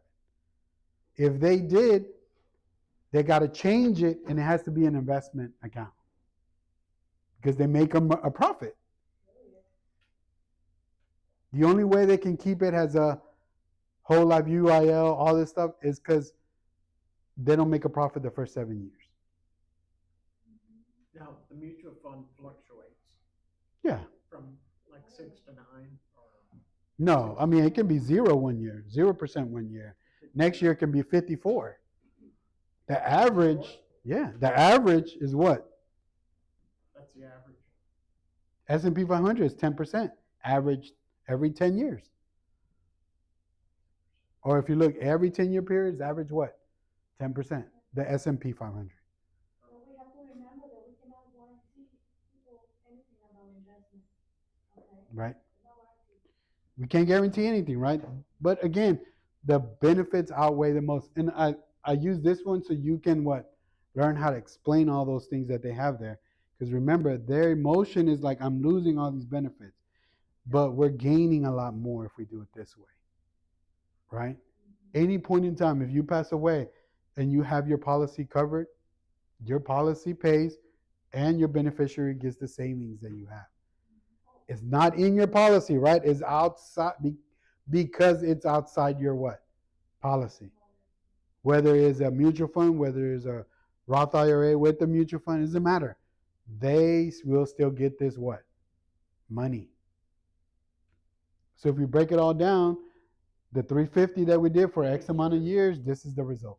Be curious, I've got some people in my mind, they're different ages. My son's 38. Oh, yeah. And I got another good friend, she's 52. I'd like to see what Yeah. 52 does. Let me just tell you, it'll be a lot better than the cash value policy. Right. All the time. That's how you need to be confident. Yeah. It's because there are no savings the first 3 to 4 years. You're starting at a negative. They can't make a profit the first 7 years. That's alone rules for destruction. I mean, like, you're starting way below what you need to start, right? How do they handle the death claims with the life? It's the same because they have a policy. Yeah. Pay it out and everything? Exactly, they're lying. Who knows? Right. So they always look at it. If you had a loan out, the way is if you have a loan outstanding, they'll deduct that loan. Which again, it doesn't make sense because I thought it was your money, right? And you took it out from yours. No, they're like, no, it's my money. Remember, in the test, it's a general account. Who owns that general account on the test? Company, not you. So on the account that they have in your whole life UIL, all that, it's called a general account that the company owns. You don't own. So when you're putting money in that general account, it's not your own account. It's the general account. So guess what they do with that account? Right? And you have it to where they don't have to give you the money back because if you pass away, it's theirs. And all the growth that it made on theirs. So it's just like it keeps getting worse and worse and worse when you really look at all the details in that policy. The best part that everything is in that policy. You don't have to make anything up. Like all these numbers I'm making you up, if you go look at a whole life policy, universal, it's written in the policy. That's not the great part, but that's something that you don't have to make up.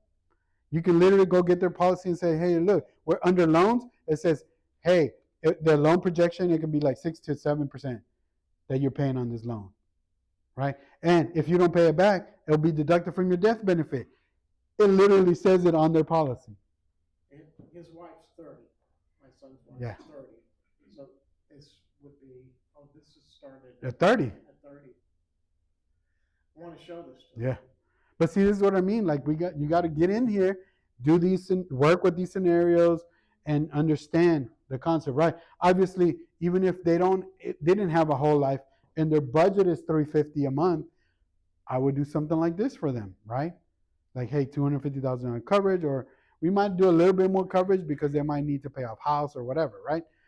But I would show them as, or if their budget was 200, I would do the same thing.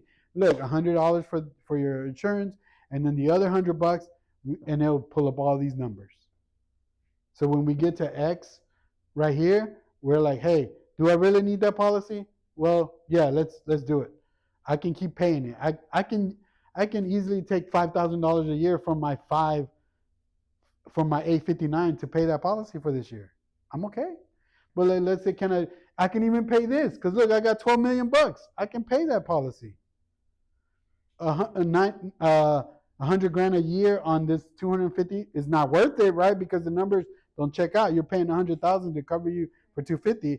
I wouldn't do it, but if you still want to have insurance, you can still do it because you have $12 million to pay it from.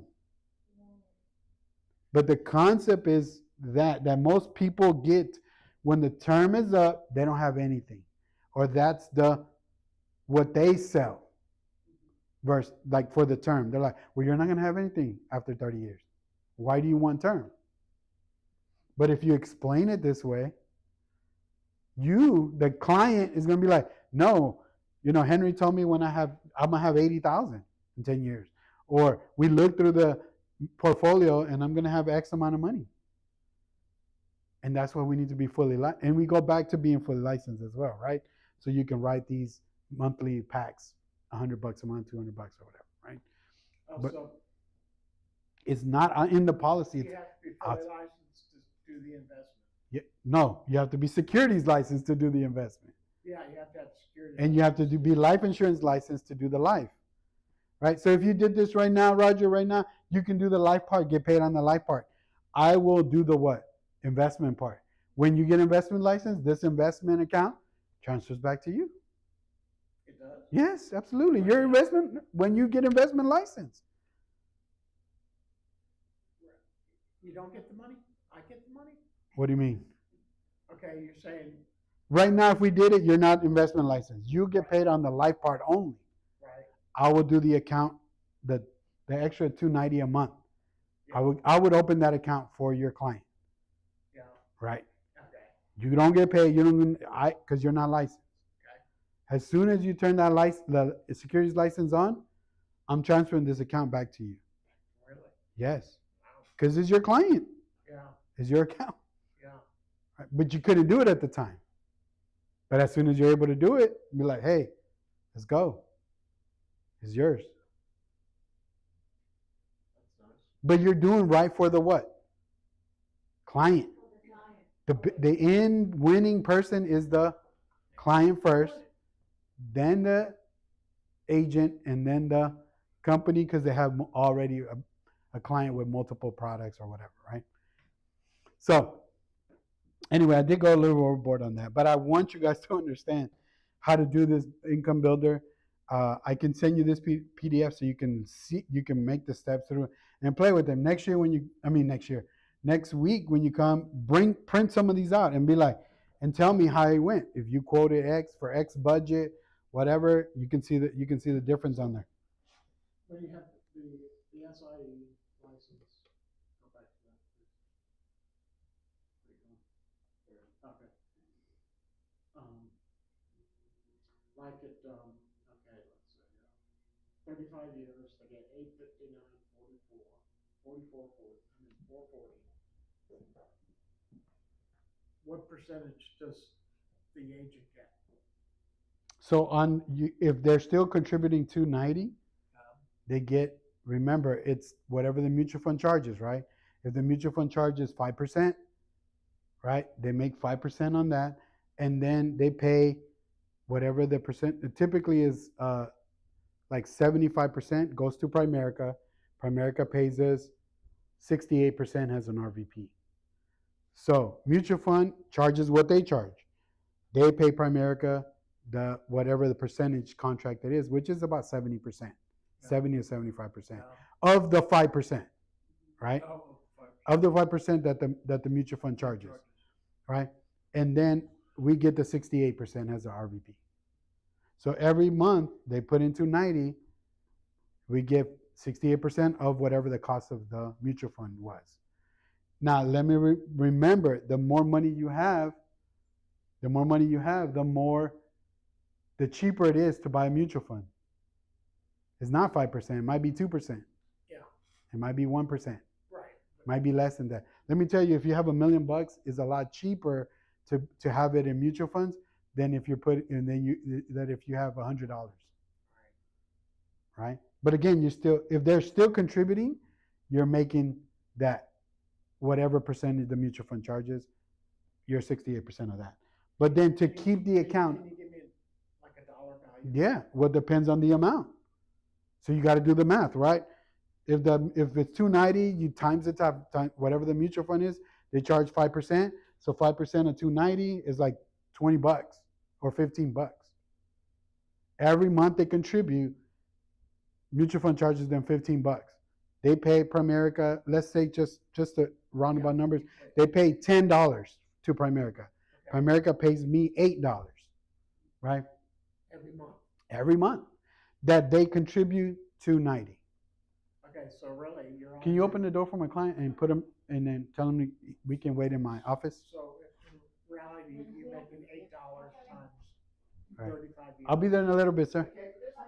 So- 8 times 35. That's what you make. Yeah, every time they contribute that, Yeah. which is not a lot of money. it's not a lot of cost for the client, right? For the benefit that the client is getting, right? But if you have 100 of those, or if you have 1,000 of those, Right. right? Or if you find an 800 and you roll it over, they pay you 3% of that, or 2% of 800,000. They do what? When you move money from another agent or from another firm, you move 800,000 over here, you still make the same. But now it's on a what? On a bigger amount. So I'm a little confused. Okay. Sorry. What is? So you're saying $8 times But that's on 290 only. it's only $280 for 35 years. On 290, right? Yeah. Also, you get another % on keeping the account open. And that is based on the value of that account. Right?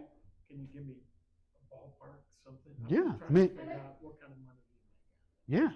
So like on 100,000, let's do 100,000 because it's even, right? 100,000, right? They charge them 5%, right? If we're bringing it in, right? That's if we're bringing it in. But if we still have that account on 100,000, it still be like 0.1% of that account open. So it might be another $50 to $100 every month to have that account open, right? New money, get paid on. To keep the account open, you get paid on, right? Even though they're small amounts, and as it grows in the S&P 500, they pay you on a % of what the balance is of that account, right? If you bring new money over, if it's a bigger amount, then you make more money on that, right? Because you bring, let's say you bring 800,000 over from another firm, right? 800,000 over, right? From another firm, yeah. From another firm. They charge 5%, right? 10% is 80,000, right? So 5% would be about $50,000 to bring that money over To the agent. to us. And then guess what? Primerica gets that 75%. So let's say 30. So you're coming out with, let's say if you bring 800,000 over, you're making between 30 and 40,000 to the agent. Oh, Yeah, I that know. sounds good. Yes, absolutely. Yeah, because I was doing like. Yeah, but that's $290 a month. I mean, what do you want to make 10,000 for bringing in $290? No, it doesn't make sense, right?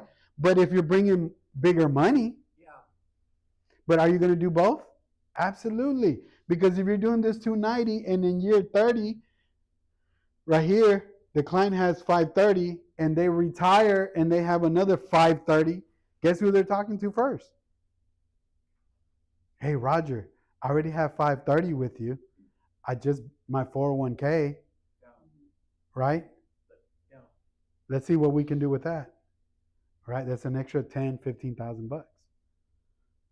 Right? And if we're over here, we got, hey, I'm gonna be like 850 here. I'm like, hey Roger, we need to protect half of that. Let's put it in a shield annuity. Right? You make the 5% on that shield, no cost to the client.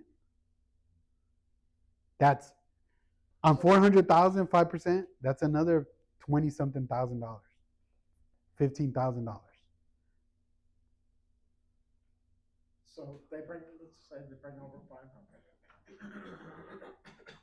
You get what, 20,000 or something, whatever. Yeah. Did you get that in one lump sum? Yes. You Yes. did one lump sum. I'm gonna be licensed. But only like, let's say, I'm elderly, so what if I only work for 7 years here? Do I still, this is 30 years, but I only work 7 years, how does that all work? Well, if as long as you have those accounts open, they will still pay you on that. And you can create another social security pension plan of an extra $2,500 a month, of an extra $5,000 a month. But this is what I mean. It don't have to be 5 years. You can go grab. I think I talk about this on our How Money Works. For every 10 million, just to give you an idea, for every $10 million that you have from all your clients, you personally, Yeah, you're making $50,000 a year residually. Residually. That means as long as you keep those accounts serviced and good. So, yeah, I mean, like, But 10 million can be what? 2 million. Like somebody can win the lottery, and you can do that this year. you're right. I got it. But yeah, right. Yeah. But it could be, or you can As have. long as I keep my license active. Yes. Do your renewals and all that stuff, right? You will still keep continuing to get paid on those accounts. Right? Now, I like doing these, right? Yeah. Because at some point we're gonna be, hey, this is we have X amount of dollars. We got to protect some of it. And then we can be moving some money around to help the client, right? We can do some shields, some other things, some other options. And you can get paid on those renewals on those shields. I mean, like, it's a lot more, right? Then the term is fine. You're going to sell a lot of that, but that's because the client needs it. But if you're, and this is we go back to why I'm focused on getting you fully licensed, Yeah. right? So it's Because you're important building to your get residual that- book. that's how you Yeah. get more. You're building your residual book on this side, and you're getting paid up front on that side. Just think of it that So way. if I get my SIE, And you got to get all three. oh, you have to get all three? Yes. What do you do? You have to be an RVP? No. But you got to get all three Or just licenses. get 3 licenses? Yeah. But if you're not RVP, you get paid less, right?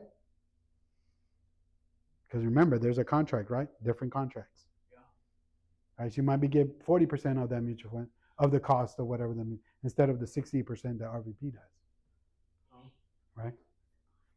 Yeah. It's in the cabinet To the client. all the way inside.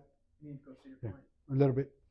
Well, we're almost done with this as well. We're going to close it up. But again, go back and practice this, because this builds your residual income for the rest of your career here. If you don't sell any life insurance, this will still pay you if you have clients contributing every month and you have accounts that are open. Every month, this will pay you. Right? So ideally, this is what we want to shoot for, right? But grow this, and then we also grow our licensed team. Right. So you do both, right? Grow your licensed team and grow your accounts. We call it accounts under management, AUM. AUM, accounts under management. This is kind of a strange question. Like, let's say I get my wife license, and let's say I die, would she get that money or not? How is that? Yeah. So then that's when we got to go to ownership. And there are certain requirements for ownership, right? There can be minimal ownership, which is 50% can go to her. You got to do X amount. And I'll go over that in another training. But You got to do X amount of things, and you got to be here X amount of time. Kind of like a pension, like, or when you're somewhere working, you have to be there X amount of years to get X amount of money. And then we have our full ownership, which is make $300,000 in 1 year. It don't matter when, and you for the rest of the time, even if you drop down to 150 or 50,000, doesn't matter. You did it 1 year. You can have someone to take full ownership of that, all those accounts, or you can sell it to me, or you can sell it to whoever, right? That's going to be the benefit on that. Or I think it's be an RVP 10 year, no, have like $25 million under management for like a 10-year period, some specific like that, right? But there's certain ways where you can guarantee that your wife or somebody else gets that paycheck. Yeah. So when I tell you that the reason he's here is because if something happens to me and Nancy, we're in that already, that I can just have him take over as long as he's licensed. Does she have to be licensed, my wife? Yes, for She has to securities. be licensed Mhm. to get the money. Where Yeah. does it go in the event that none of that's set up? Like, just example, right? Right now? Oh, okay. So if it was me, right? Yeah. You made a good point. So, let's say my husband, he's not licensed. Yeah. Something happens to me, blah, blah, blah. I'm fully licensed, I make it all happen. That we don't transfer ownership, we don't do any of that. If something happens to me, then that goes. Yeah. Now the company is really forgiving, so typically they give you 6 months to get like that. Your person that you want to give that to, they give them a time frame to get. But I mean, think about it. He just lost you. I don't think he's gonna be in the mood to be like, let me go study all this tests. You know what I mean? And that's why it's encouraged that once you start getting towards ownership and all that, that you have someone. Like in my case, I have my wife right now. Oh, and then now as soon it's gonna be him, because something happens to me and her, then it can be him, right? But again, having someone there to what? Take over whatever the business is. Or he can say, hey, I don't want it. I'm just gonna sell it to somebody. Right? Or your husband's like, yeah, I don't think I want to do that because you were the main person or whatever. And I can say, well, great. Let me buy you that book of business. Right? And that book of business can be but to have ownership, you have to be an RVP. That's another thing. You do have to be an RVP. To start making money and getting paid, you don't have to be an RVP as long as you're licensed. Okay. But to have ownership, yes, requirement is you have to be an RVP. All the 50, So, all these required to be an RVP to have so ownership. let's say my wife died, I could transfer it to my son.